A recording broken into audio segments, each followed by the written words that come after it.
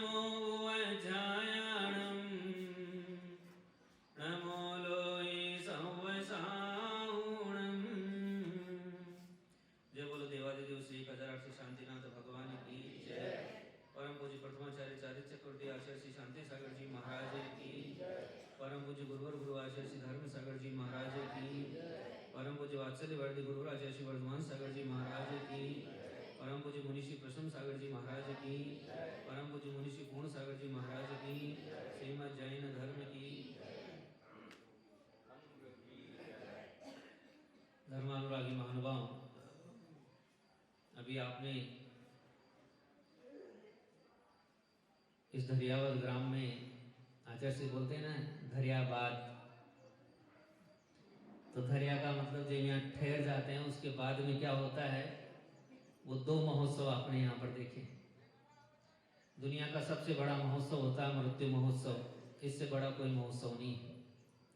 और जिनका ये महोत्सव बन जाता है उनका हमेशा के लिए संसार से निस्तारा हो जाता है, दुखों से छूट जाते हैं, अष्टकर्म उनके नष्ट हो जाते हैं।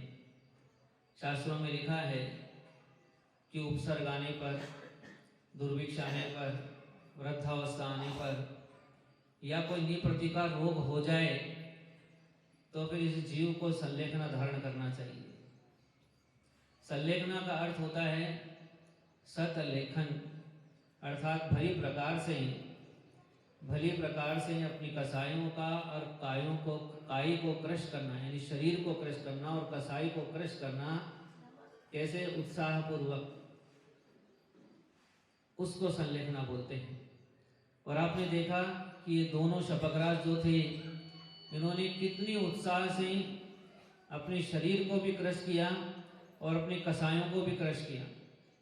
इन दोनों के जीवन में कहीं कोई क्रोध नाम की चीज नहीं थी, मान नाम की चीज नहीं थी, माया नाम की चीज नहीं थी, किसी प्रकार के लोभ का भाव नहीं था, किसी प्रकार की कोई कसाय, इन्होंने सब कसायों को उपशमित कर दिया।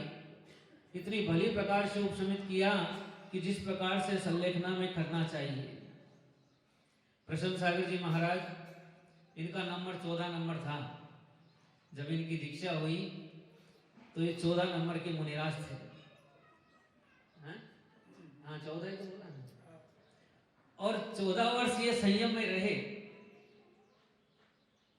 14 वर्ष संयम में रहे, 14 चातुर्मास किए और जितने नंबर था उतना पूर्ण करके यहां से पूर्णता को प्राप्त हो गए।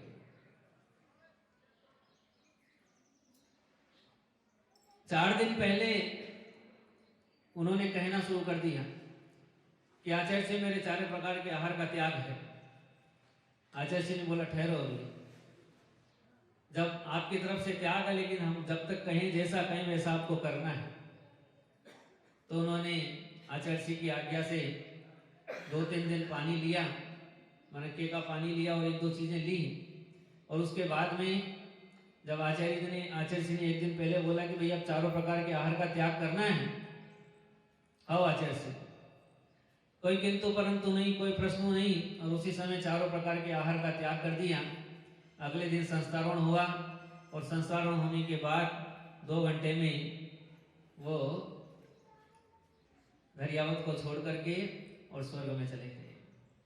उन्होंने अपना सारा काम कर लिया इतनी अल्प समय में। हमेशा एक ही बात करते थे, आत्मा के सिवा उनको रुचता नहीं था। बोलते थे व्यवहार तो कोई काम का नहीं है, जो भी है निश्चय काम का है। मन में निश्चय रहना चाहिए, मन में निश्चय है तो सारी साधना पूर्ण हो जाती है। संसार और पूर्ण सागर जी महाराज जो तो आपने देखा है, इतने शांत कि शायद वृक्ष भी इतना शांत नहीं रहता होगा। ये शिखर जितना शांत रहता है ना, उतने शांत पूर्ण सागर जी महाराज थे। कोई हो नहीं, हाँ नहीं, कुछ नहीं, चूचा कुछ नहीं, एकदम जैसे हैं काष्ठवत त्यक्त देहा, ऐसे अपने शरीर को छोड़ करके पूर्ण रूप से उदास होकर के और अपनी आत्मा के प्रति उत्साह होकर के अपनी आत्मा का कल्याण किया।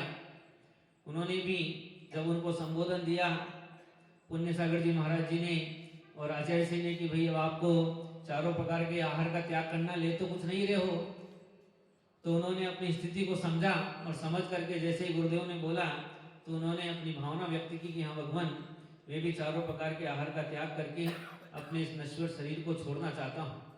ऐसी भावना करके पूर्ण सागर जी महाराज जी ने अपनी इस जीवन को पूर्ण कर लिया। उन्होंने सब काम बहुत अच्छे से किए। पहले अन्न का त्याग किया और कितने ही दिनों तक वो फल पर और हरी सब्जी पर रहे। उसका त्याग करके पानी पे आ गए और पानी का त्याग करके चारों प्रकार का आहार त्याग करके जैसे भगवान महावीर ने संलेखना की वैसी की वैसी संलेखना इन महापुरुषों ने की है। इन महापुरुषों के प्रति यही विनयांजलि की जिस प्रकार से आपने इस उत्कृष्ट संलेखना को धारण किया है वैसी ही संलेखना हम लोगों को भी प्राप्त हो। इन्हीं मंगलमय भावनाओं के साथ बोले परम पूज्य मुनि श्री प्रसन्न सागर जी महाराज की, मुनि श्री पूर्ण सागर जी महाराज की।